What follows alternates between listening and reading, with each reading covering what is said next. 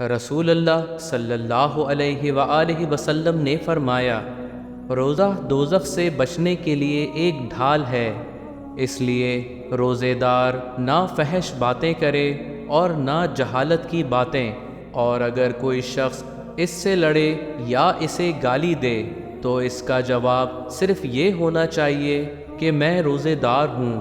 یہ الفاظ 2 مرتبہ کہہ دے۔ اس ذات کی قسم جس کے ہاتھ میں میری جان ہے، روزے دار کے منہ کی بو اللہ کے نزدیک کستوری کی خوشبو سے بھی زیادہ پسندیدہ اور پاکیزہ ہے۔ اللہ تعالیٰ فرماتا ہے، بندہ اپنا کھانا پینا اور اپنی شہوت میرے لیے چھوڑ دیتا ہے، روزہ میرے لیے ہے اور میں ہی اس کا بدلہ دوں گا، اور دوسری نیکیوں کا ثواب بھی اصل نیکی کے 10 گنا ہوتا ہے۔